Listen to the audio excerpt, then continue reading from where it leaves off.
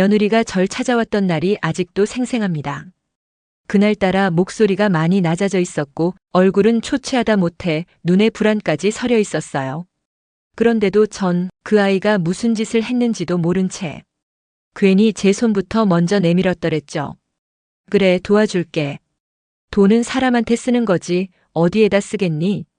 제가 그렇게 말했었습니다. 그리고 그 말 한마디가 제 인생을 어디까지 망쳐놓을 줄은 그땐 정말 몰랐습니다. 안녕하세요. 마흔 이후 사람 공부입니다. 오늘도 찾아와 주셔서 감사합니다. 구독과 좋아요 눌러주시면 이런 이야기를 더 많은 분들과 나눌 수 있습니다. 며느리는 웃었습니다. 그 미소가 지금 와서 생각해보면 참 섬뜩했습니다. 그날 이후 그 아이는 저를 직접 때리거나 욕하거나 뭘 훔쳐간 것도 없었습니다. 대놓고 뭘 한 게 아니었어요. 그런데도 저는 분명히 뺏기고 있었고 속고 있었고 무너지고 있었습니다. 저도 모르게요. 조용히, 정말 조용히요. 처음엔 그냥 좀 급하구나. 내가 좀 도와주면 되겠지. 그렇게 생각했습니다. 돈이 필요하단 말을 몇 번이고 들어도 속은 거라고 생각 안 했습니다. 왜냐고요? 가족이니까요. 며느리니까요. 그런데 그게요. 처음부터 다 계획된 거였더라고요. 하나씩 맞춰보니 그 애는 너무도 정확하게 저를 알고 있었어요. 제가 어떤 타이밍에 돈을 꺼낼지, 어떨 땐 화를 못 내는지, 어떻게 말하면 제가 가만히 있을지. 그걸 너무 잘 알고 있더군요. 전 그 아이가 고맙다고 할 때 사실은 이미 제 걸 가져가고 있었다는 걸 너무 늦게 알아버렸습니다. 그리고 그보다 더 늦게 알게 된 건 그 아이 혼자가 아니었다는 겁니다. 누구랑 뭘 했는진 조금만 더 들어보시면 아실 겁니다. 제가 이 말을 꺼내기까지 정말 오랜 시간이 걸렸으니까요. 부끄럽기도 하고 억울하기도 하고 무엇보다 너무 화가 나서요. 제가 겪은 이야기 지금부터 말씀드리겠습니다. 들어주시겠어요? 며느리가 제 앞에서 울음을 보인 건 처음이었습니다. 그 아이는 평소에도 워낙 부침성 있는 성격이었고 밝은 얼굴로 뭐든 다 잘해낼 것처럼 말하던 사람이었거든요. 그런데 그날은 달랐습니다. 눈이 부어 있었고 말끝은 떨렸고 한참을 망설이다 겨우 말을 꺼냈습니다. 어머니, 저 부탁 하나만 드려도 될까요? 그 순간 전 이미 준비하고 있었던 것 같아요. 사람이라는 게 그렇잖아요. 눈물 보이고 목소리 낮추면 그 사정이 뭐든 간에 마음부터 약해지잖아요. 며느리는 식당을 열 준비를 하고 있다고 했습니다. 예전부터 조금씩 알아보긴 했대요. 한식 자격증도 땄고 작은 블로그도 운영했는데 이번에 자리가 너무 좋아서 선점만 하면 대박은 확실하다고 하더군요. 점포 위치가 너무 괜찮아요. 직장인 유동도 많고 월세도 고정이에요. 근데 권리금이 2천이 모자라요. 어머니, 저 진짜 이번 기회 놓치면 평생 후회할 것 같아요. 전 듣고만 있었습니다. 말은 안 했지만 머릿속은 분주했어요. 2천이라 작진 않은데. 그래도 사업 한번 제대로 자리 잡으면. 며느리는 이어서 이렇게 말했습니다. 3개월 안에 돌려드릴게요. 진짜예요. 어머니. 저 절대 어머니 돈 그냥 넘기지 않아요. 제가 받았던 것 2배로 보답할 거예요. 그 말을 들으며 전 속으로 씁쓸히 웃었습니다. 받은 게 뭐 있다고 저렇게까지 말할까. 하지만 그 와중에도 기특하단 생각이 들었어요. 적어도 뭔가 해보려고 하는 자세는 있는 것 같아서요. 사실 저도 남편 떠난 뒤 혼자서 이런저런 일 많았습니다. 큰 병 한 번 없이 지나온 게 다행이라면 다행이었죠. 그 돈도요 사실은 손주들 대학 등록금이라 생각하며 모아온 돈이었습니다. 아끼고 또 아끼며 경조사 빠지고 외식 줄이고 병원비도 실손으로 돌리고 그렇게 겨우 모은 돈이었어요. 하지만 그날 저는 지금 이 기회 아니면 이 아이한테 평생 미안함 남을지도 몰라라는 생각이 들었습니다. 도움이 절실하다고 하니 이번 한 번만. 그 말이 입 밖으로 튀어나오더군요. 며느리는 바로 울먹이며 제 손을 잡았습니다. 어머니, 제가 은혜 잊지 않을게요. 그 눈물 지금 생각하면 연기였을까요? 아니면 저만 그 감정을 너무 깊이 믿었던 걸까요? 그날 밤 전 잠을 설쳤습니다. 계좌이체를 누르고도 손이 떨렸고 혹시 몰라 며느리 통장 캡처도 해뒀습니다. 이게 어떤 기록이 될지는 그땐 전혀 상상 못했습니다. 며느리는 그날 이후 며칠간은 아주 자주 전화를 했습니다. 가게 계약 진행 중이에요, 어머니. 인테리어 업자랑 미팅했어요. 다음 주엔 메뉴 테스팅이에요. 그렇게 자주 연락하고 애들도 데려와 얼굴 보여주고 저한테 음식 샘플도 한번 만들어서 가져왔습니다. 들깨 된장국이랑 오이 무침 김치찜. 솔직히 말해 맛도 괜찮았습니다. 이 정도면 장사 되겠구나 싶을 정도로요. 그 며칠 동안은 저도 마음이 놓였고 오히려 제 자신이 자랑스럽기까지 했습니다. 내가 이 집안에 도움되는구나. 내 돈이 누군가 인생을 바꾸는 데 쓰이는구나. 그런 감정이 참 따뜻했습니다. 그런데요. 그 따뜻함이 그렇게 오래 가지 않았습니다. 아주 짧은 시간이 지나고 그 애는 조용히 연락을 줄이기 시작했습니다. 그리고 그 2천만 원이 진짜로 사라진 돈이 되기까지는 생각보다 오래 걸리지 않았습니다. 그 다음 주부터 연락이 뚝 끊겼습니다. 문자를 보내면 하루 이틀 지나서 답장이 오고 전화를 걸면 지금 미팅 중이에요. 나중에 다시 연락드릴게요. 그리고 나중은 오지 않았습니다. 며느리는 바쁜 사람이 되어 있었습니다. 사업이 막 시작되는 단계라 하루하루가 전쟁 같다던 말도 있었고 직원 뽑느라 정신이 없다. 식자재 단가가 요즘 많이 올라 걱정이다. 그럴듯한 말들은 많았습니다. 그런데 그런 말에 뭔가가 빠져 있었습니다. 고맙습니다, 어머니. 그 말이 없었습니다. 단 한 번도요. 며느리는 그때부터 점점 모습을 감췄습니다. 그 전까지만 해도 아이들이 보고 싶다고 매주 들렀던 사람이 어느 날부턴가 한 달이 넘어가도록 제 집에 발도 들이지 않았습니다. 손주들도 보이지 않았고 사진조차 안 보내왔습니다. 그래서 제가 먼저 전화를 했죠. 얘야, 형준이는 잘 지내냐? 그럼 돌아오는 말은 늘 같았습니다. 네, 잘 지내요. 지금 유치원 데리러 가야 해서요. 나중에 연락드릴게요. 이런 대화가 3번, 4번, 5번, 그리고 6번째 전화는 받지도 않았습니다. 그 즈음부터 전 이상한 생각이 들기 시작했습니다. 혹시 무슨 일이 있는 건 아닐까? 가게가 망했나? 문제라도 생긴 건가? 며느리를 의심하고 싶진 않았습니다. 돈도 돈이지만 그 애가 나한테 그럴 애는 아니지 않나. 그 믿음 하나로 전 다시 전화를 걸었습니다. 어머니, 지금 정말 정신이 없어서요. 이번 주만 넘기면 좀 나아질 것 같아요. 가게도 이제 조금 자리 잡고 있어요. 그 말에 저는 조금 안심했습니다. 그래, 시간이 더 필요한 거겠지. 하지만 그때 저는 뭔가 이상하다는 직감을 이미 느끼고 있었던 겁니다. 말투가 낯설었거든요. 예전처럼 절박하지도 않고 애틋하지도 않았습니다. 그냥 무마하려는 말투, 피해 나가려는 말투. 그 후로도 며느리는 연락이 오락가락했고 조만간 한번 찾아뵐게요라는 말만 반복했습니다. 하지만 그 조만간은 계속 오지 않았습니다. 그 즈음부터는 제 안에 다른 감정이 올라오기 시작했습니다. 걱정보다 의심. 그리고 그 의심은 곧 조용한 분노가 되었습니다. 며느리가 보낸 사진이 하나도 없고 어디서 무엇을 하고 있는지 설명도 없고 그 돈으로 가게가 어떻게 운영되고 있는지 아무것도 확인할 길이 없었습니다. 전 스스로를 비난했습니다. 내가 너무 쉽게 돈을 건넸나? 좀 더 확인하고 줬어야 했나? 혹시 처음부터 작정하고 접근한 거라면? 그 생각에 이르면 심장이 쿵 내려앉고 가슴이 저려왔습니다. 사람을 의심하는 죄책감과 속고 있는 것 같은 두려움. 며느리가 보냈던 음식 사진, 가게 자리 설명하던 톤, 그날 제 손을 꼭 잡고 했던 말들. 모든 게 자꾸 떠올랐습니다. 그러면서도 혹시 내가 너무 예민한 걸까? 그 의심을 스스로 부정하려 애썼습니다. 그게 제 마지막 자존심이었는지도 모르겠습니다.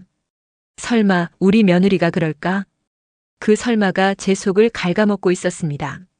그리고 그 설마는 결국 현실이 됩니다. 한 달이 넘도록 며느리의 연락은 끊기다시피 했습니다.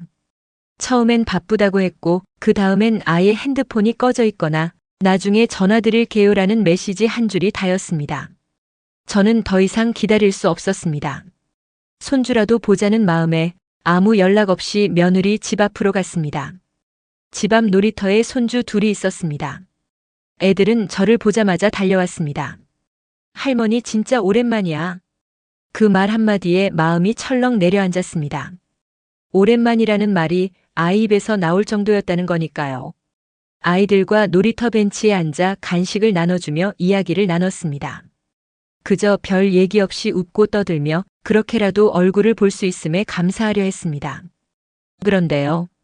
그 순간 그 아이가 툭 하고 내뱉은 말이 제 인생을 완전히 뒤엎었습니다. 할머니, 우리 외할아버지랑 외할머니 유럽 갔다 오셨어요. 응? 순간 저는 아이 얼굴을 똑바로 바라봤습니다. 언제? 2주 전에? 거기 수영장도 있었고 엄마가 보냈대요. 말문이 막혔습니다. 엄마가 보냈다. 유럽. 수영장. 머릿속에서 단어들이 마치 징처럼 울리기 시작했습니다. 제 심장은 그 순간부터 이상하게 쿵쾅거리기 시작했습니다. 전 아이의 얘기를 계속 들어야 했습니다. 크루즈 타고 다녔대요. 외할머니는 파스타가 너무 맛있어서 한 접시 더 먹었다고 했고 외할아버지는 배에서 와인도 마셨대요. 그 말들이 칼처럼 꽂혔습니다. 네? 와인? 파스타? 크루즈? 순간 온몸에 식은땀이 났습니다. 그건 그냥 가족여행이 아니었습니다. 효도여행이었고 그게 바로 제가 보낸 2천만 원이 향한 곳이었던 겁니다. 2천만 원. 며느리는 그 돈으로 식당을 열겠다며 전세 계약이라도 하겠다며 절박한 얼굴을 하고 울먹였던 그 사람은 그 돈으로 친정 부모를 유럽 크루즈 여행에 보내준 거였습니다. 제가 그토록 아끼고 모았던 그 돈은 고작 누군가의 와인과 파스타가 침대 시트 값이 되어 있었습니다. 저는 어지러웠습니다. 숨이 가빠지고 세상이 돌듯이 눈앞이 어질거렸습니다. 아이들 앞이라 애써 웃음을 지으려 했지만 입꼬리는 떨렸고 눈은 뜨거워졌습니다. 그 순간 아이의 또 다른 말이 저를 더 아프게 했습니다. 할머니, 엄마가 그러던데요. 외할머니, 외할아버지는 고생만 하고 살아서 이제라도 여행 좀 다니셔야 한다고 했어요. 그러니까 돈은 나중에 생각하자고. 돈은 나중에 생각하자고. 그 말은 제게 어머니 돈은 갚을 마음 없다라는 뜻이었습니다. 그걸 저도 모르게 손주 입을 통해 들은 겁니다. 집으로 돌아가는 길 제 다리는 휘청거렸고 손엔 아이가 준 젤리가 쥐어져 있었습니다. 그게 그렇게 무거울 수가 없었습니다. 손주 얼굴만 보면 그동안 쌓인 감정이 녹아내릴 줄 알았는데 그날은 아니었습니다. 차라리 몰랐더라면 좋았을 진실. 하지만 알게 된 이상 모른 척할 수 없는 진실. 집에 돌아와서 이불을 뒤집어 쓰고 하루 종일 울었습니다. 이걸 누구한테 말할 수도 없고 말한다고 해결될 일도 아니고 무엇보다 믿었던 사람이, 제 손으로 믿었던 그 사람이 그렇게 제 등을 돌렸다는 게 가슴이 너무 시렸습니다. 며느리는 그날 이후에도 아무렇지 않게 연락을 했습니다. 요즘은 좀 괜찮으세요, 어머니? 이번에 반찬 만들어서 좀 들고 갈게요. 그 목소리를 듣는 순간 저는 속으로 생각했습니다. 내가 내 돈으로 와인 사줄 땐 반찬 생각도 안 났었겠지. 그 생각이 드니까 이제는 정말 모든 게 선명해졌습니다. 그리고 그날부터 저는 다짐했습니다. 이 돈 반드시 되찾겠다고. 그리고 이 사람의 본색 끝까지 보겠다고. 며느리와의 직접 대면 그리고 그 아이가 제게 뭐라고 했는지까지 다 듣고 나시면 여러분도 절대 이 일, 남의 일처럼 들리지 않으실 겁니다. 며느리를 부른 건 그날 밤이었습니다. 손주 입에서 유럽 얘기를 들은 이후 머릿속이 계속 맴돌았습니다. 수영장이 2개 있는 호텔. 배에서 와인을 마셨다. 엄마가 보냈대요. 그리고 마지막 결정타. 돈은 나중에 생각하자고 했대요. 그 말이 잊히질 않았습니다. 그게 며느리의 본심이란 걸 손주를 통해 들은 이상 더는 눈 감아줄 수 없었습니다. 얘야, 잠깐 와서 얘기 좀 하자. 며느리에게 문자를 보냈습니다. 30분도 안 돼서 집 앞에 도착했습니다. 늘 그렇듯 깔끔하게 화장하고 웃는 얼굴로 말하더군요. 어머니 별일 아니시죠? 저 요즘 진짜 바빠서 연락도 못 드렸어요. 죄송해요. 그 말이 더 가증스러웠습니다. 웃는 얼굴로 제가 어떤 걸 알고 있는지 전혀 눈치채지 못한 얼굴로 그렇게 앉아있더군요. 전 최대한 담담하게 물었습니다. 그 여행 친정 부모님 보낸 거. 그거 내 돈이지?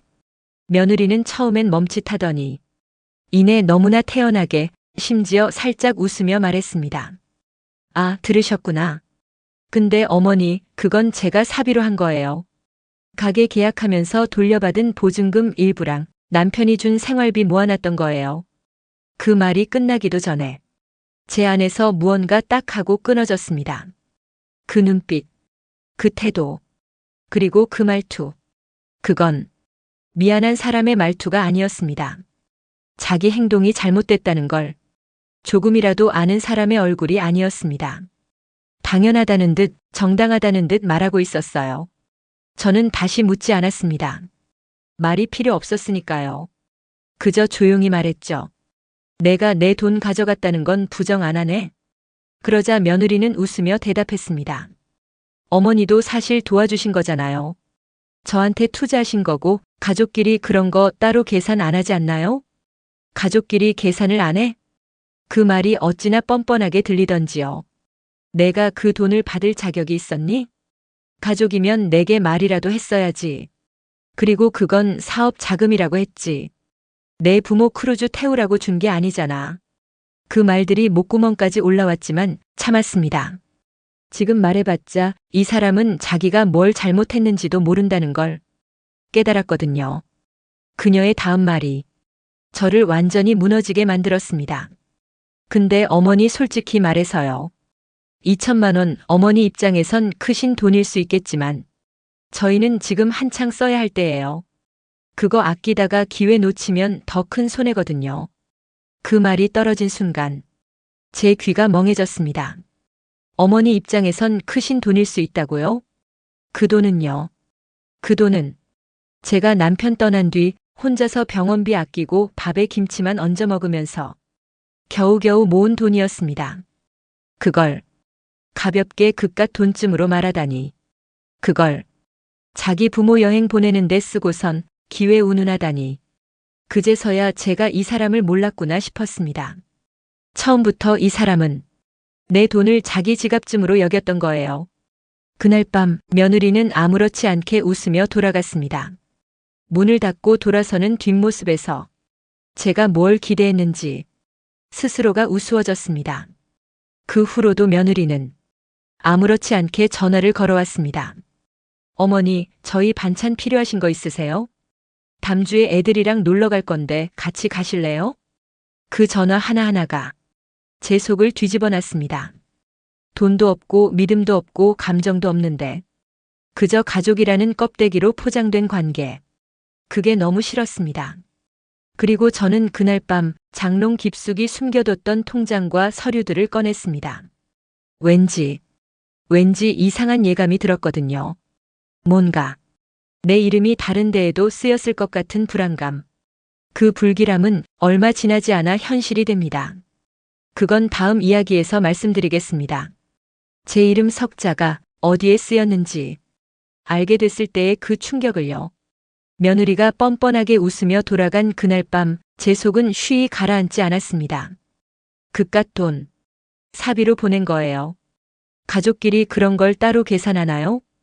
그 멘트들이 머릿속을 돌아가며 떠올랐고 심장은 이상할 만큼 빠르게 뛰었습니다. 그리고 왠지 모르게 불길한 생각이 들었습니다. 이 사람 정말 저 돈만 썼을까? 내가 모르는 무언가를 더 버려놓은 건 아닐까? 그 생각은 그냥 느낌이 아니었습니다. 경고였습니다. 그리고 며칠 뒤 그 경고는 현실이 되어 제 손에 증거가 들려왔습니다. 그날 아침 우편함에 서류가 한 통 꽂혀 있었습니다. 봉투 앞면엔 이렇게 적혀 있었습니다. 상호계약서 재발급 안내 마흔식품 사업단. 뜯어보기도 전에 등줄기가 싸해졌습니다. 내 이름으로 뭔가 했구나. 그 생각밖엔 들지 않았습니다. 봉투를 열었습니다. 그리고 제 두 눈으로 그걸 보았습니다. 대표자 성명 곽혜란. 제 이름이었습니다. 그 아래 주소는 제가 5년 전까지 살던 그 집 주소. 그리고 연락처란엔 며느리 휴대폰 번호. 회사명은 생전 처음 보는 이름이었습니다. 마흔푸드 건강 한식 브랜드 창업 계약서.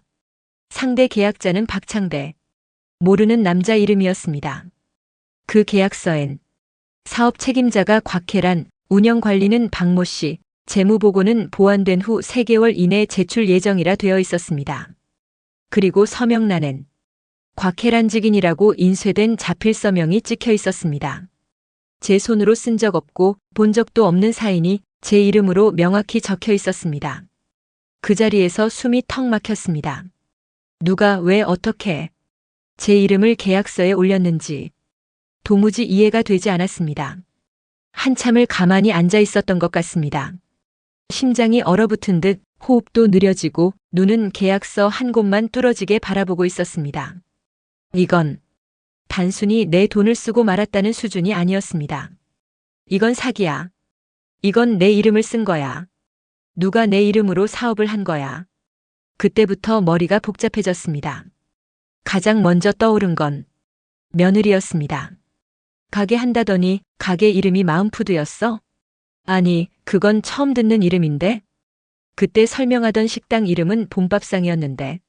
생각하면 할수록 뭔가 앞뒤가 맞지 않았습니다. 이건 애초부터 저에게 설명된 사업이 아니었습니다. 다른 사업, 다른 계약, 다른 사람, 그리고 내 이름. 바로 다음 날 우체국을 찾아가 서류 송부처에 확인 전화를 걸었습니다.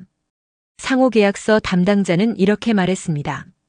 네, 곽혜란 대표님 맞으시죠? 계약 서류에 따라 지난달 15일자로 정식 사업 등록 절차가 시작됐습니다. 그날이 제가 며느리에게 돈을 보낸 바로 다음 날이었습니다. 머리를 감싸쥐었습니다. 제가 그 계약을 직접 한 게 아닙니다. 서류 원본 보내주시겠어요? 전자 서명 내역도 확인 부탁드리고요. 상담원이 말했습니다. 담당자 전화번호는 등록된 휴대폰으로 연락드리고 있습니다. 전 다시 물었습니다. 어느 번호죠? 010-0000-2444입니다. 며느리 번호였습니다. 그때 깨달았습니다. 며느리는 저를 그냥 돈줄로 여긴 게 아니었습니다. 이젠 제 이름까지 사업도구로 쓰고 있었던 겁니다. 그 계약서 뒷장엔 이렇게 쓰여 있었습니다. 대표자가 서명 후 3일 이내 계약 상대방과 창업사업단의 계약동의 의사를 표시하지 않을 경우 대표자 명의로 자동 승인됨. 전 그 어떤 동의도 한 적 없습니다. 그 어떤 문서도 쓰지 않았습니다. 그런데 지금 제 이름은 사업 대표자란에 인쇄되어 법적 책임을 지게 되어 있었습니다. 심장이 바닥까지 꺼지는 기분이었습니다. 이건 돈이 문제가 아니라 신분이 도용당한 문제였습니다. 내가 누군가의 사업 전선에 이름만 빌려주는 간판이 되어 있었던 겁니다. 그 순간 손에 들고 있던 계약서가 너무 무겁게 느껴졌습니다. 이 서류 한 장이 내 인생 전체를 흔들 수 있다는 걸 처음 실감했습니다. 그리고 저는 이제 더는 혼자 감당할 수 없다고 판단했습니다. 바로 다음 날 아들에게 모든 걸 털어놓기로 했습니다. 이 계약의 반대편에 있었던 그 남자, 그리고 그 남자와 며느리의 관계. 들으시면 저처럼 아마 입이 다물어지지 않으실 겁니다. 계약서를 들고 전 아들에게 전화를 걸었습니다. 혹시 시간 좀 낼 수 있니? 엄마 왜요? 무슨 일 있으세요? 그 질문에 전 단 한마디만 했습니다. 네 아내 지금 내 이름으로 무슨 일을 벌인 것 같아. 아들은 얼굴이 굳은 채 바로 찾아왔습니다. 전 손에 들고 있던 계약서를 내밀며 말했습니다. 이걸 봐라. 여기 대표자란에 이름이 누구로 돼 있니? 곽혜란. 제 이름이었습니다. 아들의 손이 떨리기 시작했습니다. 이게 뭐예요, 엄마? 이 계약 엄마가 하신 거예요? 아니다. 난 그런 서류 본 적도 없고 누구랑도 저런 계약을 한 적이 없다. 그때 아들의 표정이 단숨에 바뀌었습니다. 그럼 이건 명의 도용 아니에요? 전 말했습니다. 근데 문제는 이 계약 상대가 누구인지 전혀 모르겠다는 거야. 박종수이라는 사람. 이름도 얼굴도 몰라. 아들은 곧장 노트북을 켰습니다. 그리고 계약서에 적힌 상호명과 상대방 이름을 검색하기 시작했습니다. 엄마, 이 사람 뉴스에 나온 적 있어요. 그 말에 전 얼어붙었습니다. 어디? 잠깐만요. 기사 링크가 있어요. 여기. 신규 프랜차이즈 창업 투자 사기 혐의 40대 남성 박모 씨 구속 수사. 계약금만 받고 본사는 사라져 피해자 38명. 아들은 말없이 스크롤을 내렸습니다. 그리고 며느리가 말하던 사업 멘토라는 이름이 기자 인터뷰 중에 똑같이 등장해 있었습니다. 전 말문이 막혔습니다. 저 사람이 며느리가 말한 그 멘토라고. 그럴 가능성 높아요. 엄마, 이 기사 말고도 엄청 많아요. 상호만 바꿔서 반복적으로 사기치던 전과자예요. 아들은 곧장 며느리와의 사진첩을 열었습니다. 며느리가 SNS에 올린 예전 게시물들. 몇 개를 뒤지다가 아들이 말했습니다. 여기요. 이 사람 여기 며느리랑 같이 찍혔어요. 해시태그 사업상담, 해시태그 멘토님, 해시태그 투자계획. 이런 해시태그 달려있네요. 사진 속 며느리는 그 남자 옆에서 웃고 있었습니다. 차림은 세미정장, 배경은 카페, 손엔 창업 자료가 인쇄된 종이까지 들려 있었습니다. 전 손을 떨며 물었습니다. 그럼 이 사람하고 계약서 쓴 거야? 내 이름으로? 아들은 조용히 고개를 끄덕였습니다. 엄마, 며느리가 이 사람한테 명예 빌려준 거예요. 근데 문제는 엄마가 그걸 모른 채 서류상 대표자로 앉혀져 있다는 겁니다. 그 말이 떨어진 순간 전 머리를 감싸쥐었습니다. 이건 그냥 뻔뻔한 수준이 아니구나. 계획적이고 조직적이고 무서운 일이다. 그 순간 아들이 말했습니다. 엄마, 이거 혼자 감당할 일 아니에요. 법적으로 대응해야 해요. 전 머뭇거렸습니다. 그럼 우리 손주는? 애들은 죄 없어요. 그렇지만 이건 절대 그냥 넘기면 안 돼요. 엄마 이름으로 돈을 벌어가면서 책임은 엄마한테 떠넘긴 꼴이잖아요. 아들은 계약서를 스캔해 한 장 한 장 정리해 PDF로 만들었습니다. 관련 기사 링크, 며느리의 SNS 캡처본, 사진 속 남자의 얼굴, 계약서에 적힌 명의 정보까지 정리했습니다. 그리고 말했습니다. 내일 변호사 상담 잡을게요. 엄마, 이제부터는 우리가 대응합시다. 그날 밤 전 서재 책상 위에 계약서를 펴놓고 혼자 말했습니다. 내가 언제 이런 계약을 했다고? 이 말은 곧 다음 이야기를 여는 문장이 됩니다. 이제 그 계약서의 진실을 파헤치기 시작하는 이야기를 들려드리겠습니다. 엄마, 지금부터는 증거가 필요해요. 이건 감정이 아니라 법으로 해결해야 할 문제예요. 아들의 말은 단호했습니다. 전 말없이 고개를 끄덕였습니다. 그렇지, 이제는 말이 아니라 증거로 가야 해. 내가 언제 이런 계약을 했다고. 그 생각만이 머릿속을 계속 맴돌았습니다. 다음 날 아침 아들과 함께 법률사무소를 찾았습니다. 전 이런 데 처음이었어요. 문을 열고 들어가는 순간부터 괜히 어깨가 움츠러들고 내가 뭘 잘못한 것도 아닌데 숨이 막히더라고요. 상담실에서 변호사가 계약서를 훑어봤습니다. 그리고는 묻더군요. 곽혜란님 본인이 이 계약서에 서명하신 적 있습니까? 아니요.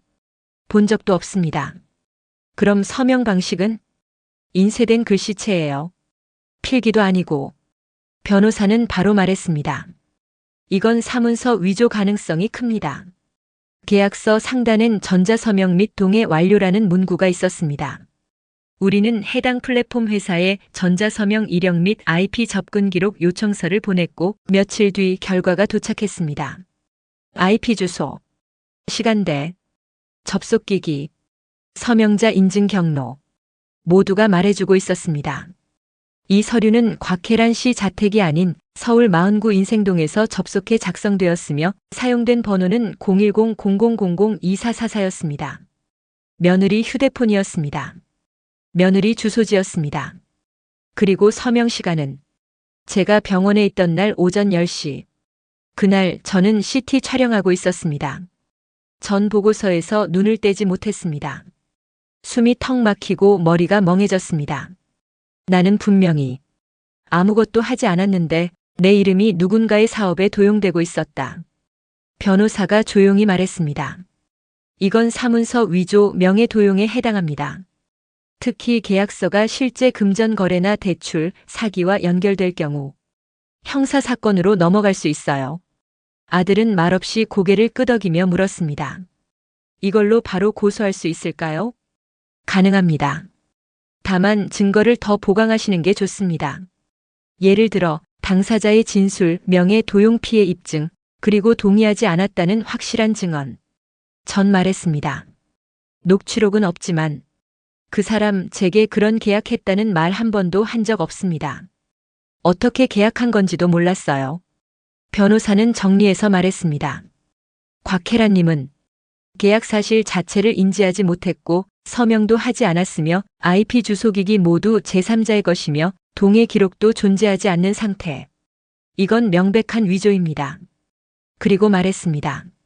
가족 간 문제라 판단 보류하는 경우가 많은데요. 이건 그 선을 넘었습니다. 사무실을 나오는 길 전 아들에게 말했습니다. 나는 정말 그 사람을 믿었어. 이 정도까지라고는 상상도 못했지. 아들은 한참을 걷다가 작게 중얼거렸습니다. 엄마, 나도 몰랐어요. 그날 밤 전 집에 돌아와 계약서, 전자서명 보고서, IP 분석 자료, 그리고 며느리 사진이 있는 SNS 캡처까지 하나하나 파일로 정리했습니다. 그리고 책상 위에 올려놓았습니다. 이건 내가 만든 게 아니지만 내 이름이 들어간 거라면 책임도 싸움도 내가 시작해야 한다. 다음 날 며느리가 애들 데리고 집에 들렀습니다. 평소처럼 웃으며 문을 열고 들어왔습니다. 어머니, 이거 제가 담근 갓김치예요. 이번엔 정말 맛 잘 들었어요. 그 웃는 얼굴을 보며 전 조용히 말했습니다. 얘야, 얘기 좀 하자. 며느리는 갓김치 상자를 식탁에 내려놓고 잠시 머뭇거리더니 제 앞에 앉았습니다. 전 조용히 파일 하나를 꺼내서 슬그머니 내밀었습니다. 표지는 이렇게 적혀 있었습니다. 계약서 위조 관련 증빙자료. 그 아이의 얼굴이 순간 굳었습니다. 손이 식탁 위에서 움찔했고 웃음이 거쳤습니다. 며느리는 갑자기 굳은 얼굴로 저를 바라봤습니다.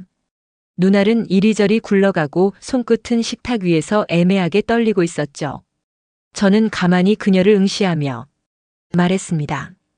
이거 내가 쓴 거 맞지? 며느리는 순간 목을 축이듯 물컵을 집었습니다. 그리고는 아주 짧게 웃었습니다. 이걸 어머니가 어디서? 내가 내 이름으로 낸 계약서야. 주소도 연락처도 내 거더라. 난 그 계약 한 적 없어. 그녀는 웃었습니다. 하지만 입꼬리는 떨리고 있었고 눈가에선 땀이 송골송골 맺히기 시작했죠. 그거야 어머니가 도와주신 거잖아요. 그땐 확실히 그렇게 얘기하셨어요. 말로. 통화도 없고 문자도 없고 서명도 타이핑된 글씨뿐인데 그 말에 그 아이의 얼굴이 순간 굳었습니다. 손이 식탁 위에서 움찔했고 웃음이 거쳤습니다. 전 말했습니다. 내가 내 이름으로 뭘 했는지 내가 다 알게 됐다. 그 다음 말은 굳이 하지 않았습니다. 하지만 그 순간만으로도 그 사람은 눈치를 챘을 겁니다. 이제부터는 그 어떤 변명도 안 통할 거라는 걸.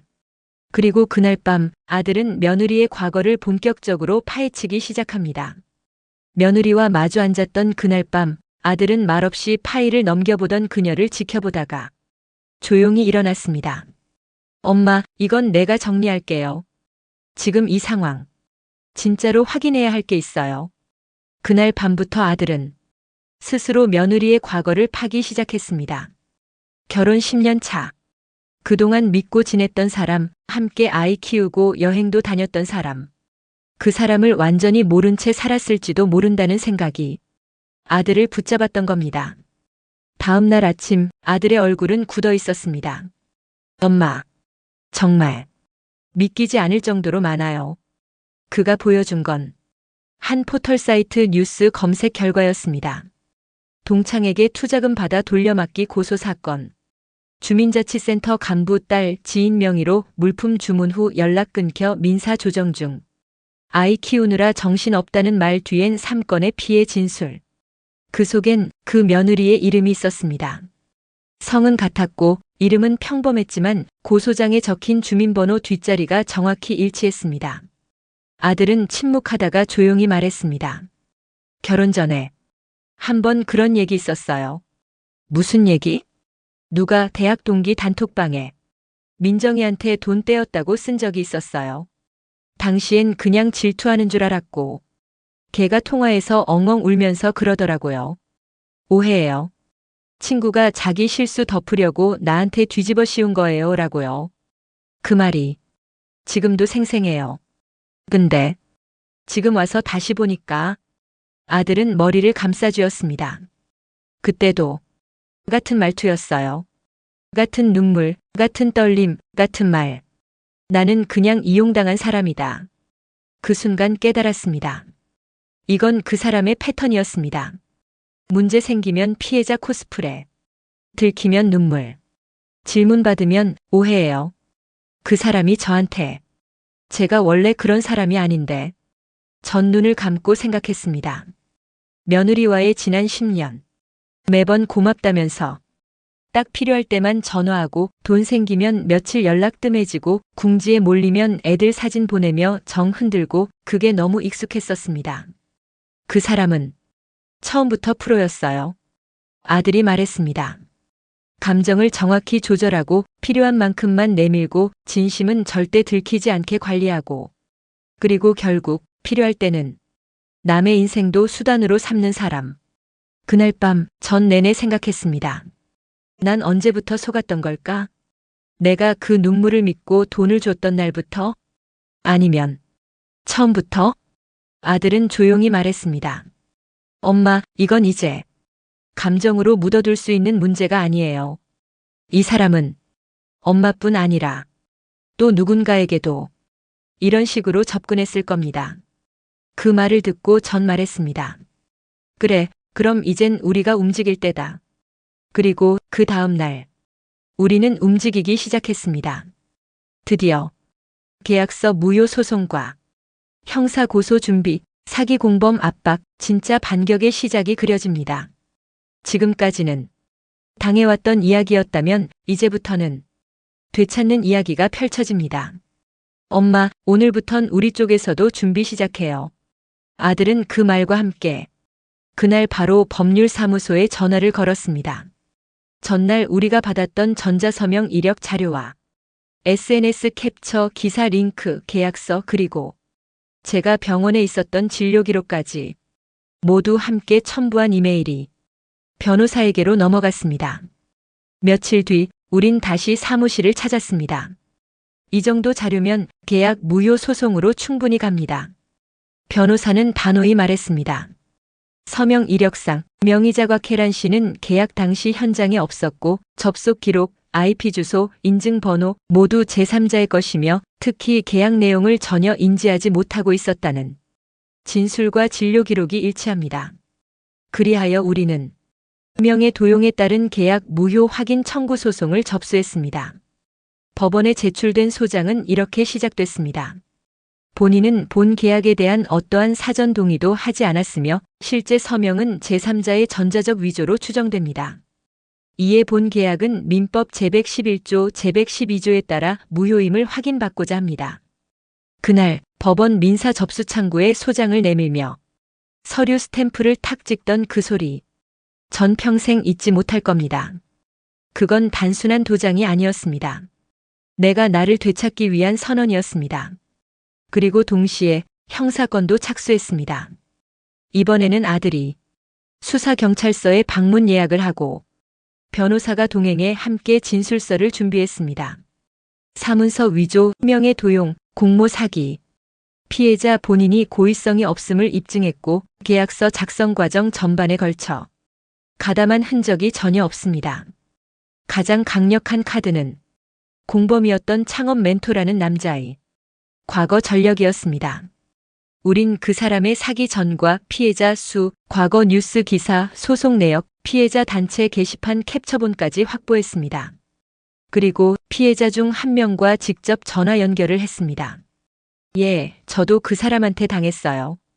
처음엔 멘토랍시고 접근하더니 계약서에 도장 찍고 나니까 이건 다 대표님 책임이라며 발뺌하더라고요.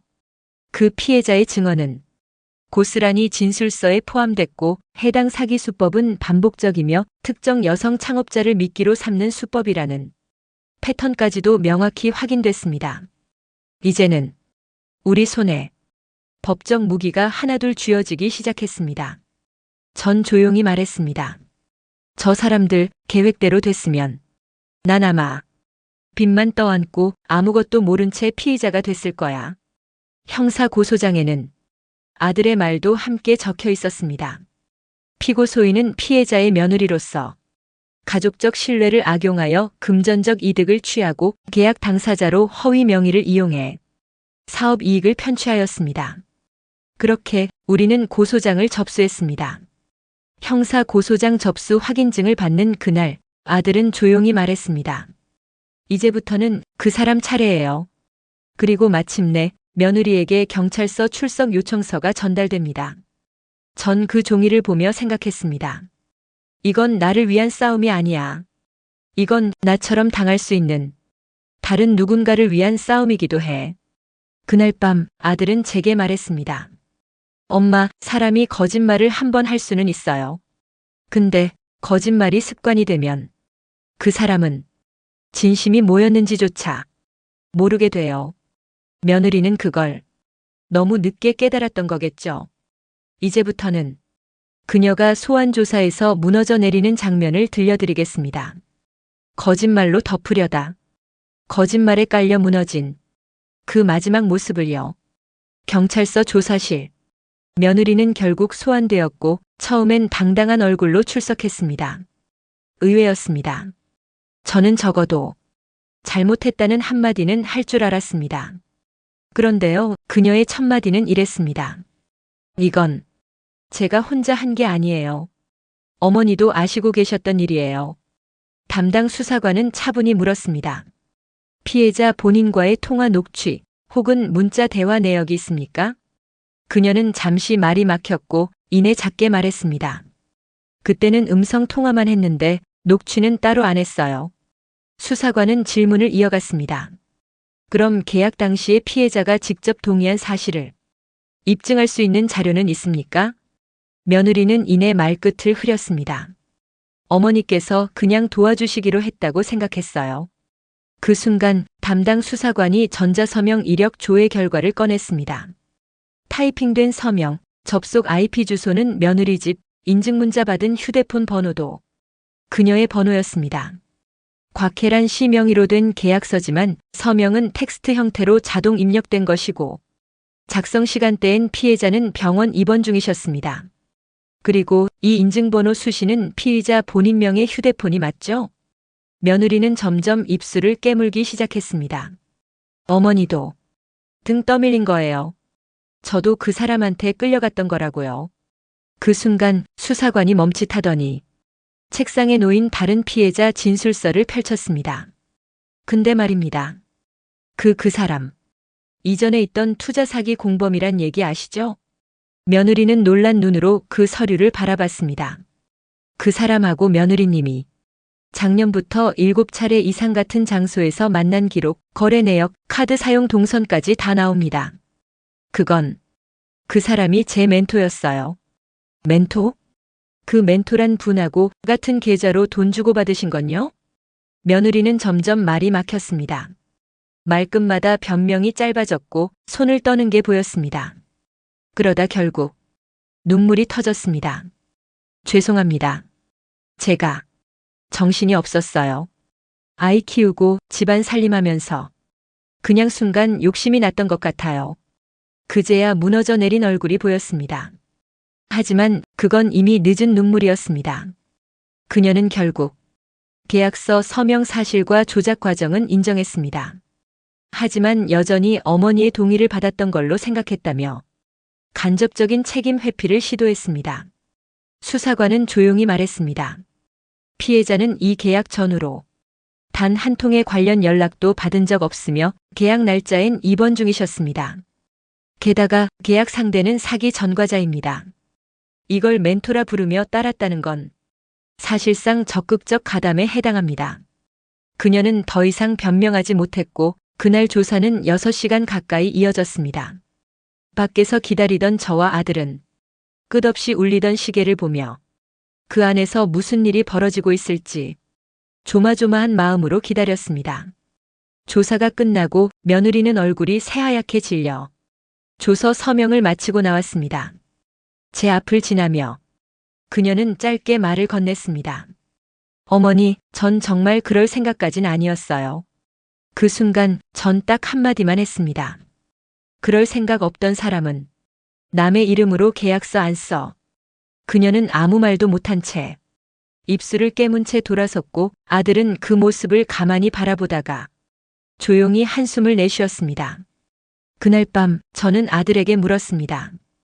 이제 어쩌려니? 그는 대답하지 않았습니다. 하지만 그 눈빛은 이미 많은 것을 말해주고 있었습니다. 이제 그 처벌의 결과와 그녀가 잃어버린 것들, 그리고 우리가 결국 되찾은 것들에 대해 이야기 드리겠습니다. 며느리의 소환 조사가 끝난 지 보름쯤 지났을 무렵이었습니다. 검찰에서 결과가 나왔습니다. 형사처벌 대상은 2명. 그녀와 그 동업자. 그런데 뜻밖에도 며느리에 대한 처분은 기소유예였습니다. 검사의 판단은 이랬습니다. 범죄 혐의는 인정되나 피해자의 가족관계, 사회적 책임, 초범임을 감안해 공익상 처벌보다는 민사상 책임으로 대응할 것을 권고함. 아들은 물었습니다. 이게 끝인가요? 변호사는 고개를 저었습니다. 아닙니다. 민사소송은 별개입니다. 우리는 손해배상 소송을 따로 이어갔고 며느리는 결국 배상 책임을 인정한 판결을 받았습니다. 원고 곽혜란에게 피고는 금 2,300만 원과 이에 대한 지연이자를 지급할 것을 명함. 그 순간 전 울지 않았습니다. 그저 조용히 법정의자에서 일어나 감사합니다라고 말했을 뿐이었습니다. 한편 그 사기꾼 창업 멘토였다는 남자는 이전 피해자들이 함께 제출한 진술로 인해 공모 사기 및 사문서 위조 혐의로 1심에서 징역 3년 실형이 선고됐습니다. 상습적, 반복적, 타인의 명의를 이용한 범죄로 죄질이 매우 나쁘며 재범 가능성도 존재함. 판결문 중 발췌. 그 사람은 법정 구속되었습니다. 수갑을 차고 나가는 모습을 며느리는 끝까지 외면했습니다. 그날 이후 며느리는 완전히 말을 잃었습니다. 그리고 가장 조용히, 가장 냉정하게 일어난 변화 하나, 아들의 선택이었습니다. 엄마, 전 이 사람하고 더 이상 같이 못 살겠어요. 말 한마디 없이 며느리 짐을 정리하기 시작한 아들. 손주는 아무것도 모르고 장난감을 안고 침대에 누워 있었습니다. 아들은 법원에 협의이혼 조정 신청서를 냈고 미성년 자녀의 안정성과 양육 적합성을 입증하며 손주 양육권을 확보했습니다. 며칠 뒤 며느리는 짐을 정리하러 그 집에 다시 왔습니다. 저는 그날 그 집 근처까지 나간 김에 손주 얼굴도 잠깐 보러 들렀습니다. 그리고 현관 앞에서 며느리와 마주쳤습니다. 두 손엔 짐가방, 표정은 지친 듯 하면서도 차갑게 굳어 있었습니다. 그녀는 저를 보자마자 잠시 멈추더니 입을 열었습니다. 어머니는 진짜 냉정하시네요. 전 눈을 피하지 않았습니다. 그저 딱 한마디. 내가 날 그렇게 만든 거야. 그녀는 아무 말도 못한 채 그 짐을 들고 뒷모습만 남긴 채 천천히 걸어 나갔습니다. 현관문은 그녀가 아닌 아들이 닫았습니다. 그 묵직한 소리. 이번엔 진짜 끝이구나 싶었습니다. 그날 밤 전 손주의 얼굴을 보며 가만히 말했습니다. 얘야, 세상에서 제일 무서운 건 법도 아니고 돈도 아니란다. 신뢰를 배신한 대가가 사람을 어떻게 무너뜨리는지를 넌 꼭 기억하렴. 그 이후로 저는 더 이상 누군가에게 쉽게 마음을 내어주지 않았습니다. 하지만 그게 슬픈 일이 아니라는 것도 알게 됐습니다. 믿음은 주는 것이 아니라 스스로 증명해야 하는 것이고, 가족이라는 이름은 의무가 아니라 결과라는 것을 이 사건이 말해줬습니다. 며느리는 그 뒤로 연락이 없습니다. 배상금 일부를 분할로 송금하며 사정 좀 봐달라는 문자만 남겼지만 답장은 하지 않았습니다. 제가 뭘 바랐던 걸까요? 돈? 진심? 용서? 아니요, 전 그저 다시는 내 이름이 누군가의 거짓 위에 올라서지 않게 해달라. 그 바람 하나만 했던 겁니다. 그리고 지금 손주와 함께 조용한 일상을 되찾아가는 중입니다. 한 가지 다행인 건 그 모든 진실을 바로잡을 수 있었다는 사실입니다. 세상이 달라졌다고들 말합니다. 효도도 가족도 책임도 예전 같지 않다고요. 하지만 저는 요즘 그 말이 틀렸다는 생각을 조금씩 하게 됩니다.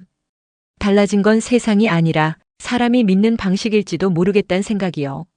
며느리 일이 끝나고 사람들은 종종 저에게 물었습니다. 그 돈은 결국 못 받았나요? 그렇게까지 싸워서 뭐가 남았나요? 처음엔 그 질문들이 참 무례하게 느껴졌습니다. 그러다 문득 깨달았지요. 사람들이 물었던 건 돈이 아니라 내가 지킨 게 뭐냐는 것이었단걸요. 그래서 전 이렇게 말합니다. 돈은 못 받았지만 사람 하나는 제대로 거르고 손주 하나는 제대로 지켜냈습니다. 지금 제 하루는 아침에 일어나 따뜻한 밥 지어 손주 아침밥 먹이고, 오후엔 동네 작은 도서관에서 책을 읽고, 저녁이면 손주가 달려와 제 무릎에 앉는 그런 평범하고 조용한 날들입니다. 한때는 복수로 뜨거웠던 이 가슴이 이젠 그 아이 한 명 웃는 얼굴만 보면 그걸로 다 괜찮아집니다. 누군가는 그러겠죠. 그깟 2천만 원쯤은 그냥 잊고 살지 그랬냐고. 하지만 저는 압니다. 그때 참지 않았다면 지금 저는 제 자신을 미워하며 살았을 거란 걸요. 며느리는 어쩌면 다른 사람 앞에서 여전히 제 이야기를 다르게 말하고 있을지도 모르죠. 시어머니가 원래 좀 무서우셨다. 나는 그냥 실수였을 뿐이다. 감정이 격해져서 일이 커진 거다. 하지만 상관없습니다. 진실은 언제나 조용하고 정의는 늘 시간이 걸리니까요. 저는 오늘도 제 이름이 들어간 어떤 서류에도 더는 남의 뜻이 담기지 않게 꼼꼼히 확인하고 서류 하나도 그냥 넘기지 않습니다. 그건 경계심이 아니라 이제야 제대로 나를 지키는 법을 알게 되었기 때문입니다. 지키지 못해 미안했던 순간들이 지금의 저를 만들었습니다.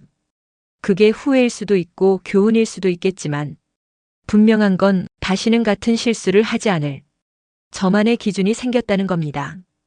이 영상을 보고 계신 분들 중에 혹시라도 가족이니까라는 말에 지금도 스스로를 속이고 계신 분이 있다면 한 번쯤은 물어보시길 바랍니다. 정말 그 사람도 나를 가족이라 생각하고 있는가? 지켜야 할 것과 포기해야 할 것, 그 경계는 결코 세상이 알려주지 않습니다. 스스로 부딪히고 넘어져야 아는 겁니다. 이야기를 마치며 오늘도 제 손엔 작은 일기장 하나가 놓여 있습니다. 그리고 그 마지막 장엔 이렇게 써두었습니다. 내가 지켜낸 것은 내 자존심이 아니라 내 손주의 미래였다. 지금까지 긴 이야기 함께 들어주셔서 고맙습니다. 저는 그저 한 사람의 인생이 다시는 쉽게 무너지지 않기를 바라는 마음으로 이 이야기를 꺼내 들었습니다. 그리고 부디 당신은 누군가의 그릇된 선택의 희생양이 되지 않기를 진심으로 바랍니다. 오늘도 마흔 이후 사람 공부와 함께 해주셔서 감사합니다. 이 사연이 여러분 마음에 작은 울림이 되었다면 좋아요와 구독 그리고 알림 설정 부탁드립니다. 다음 시간에는 또 다른 인생의 이야기로 당신의 하루에 따뜻한 동행이 되어 드릴게요. 감사합니다.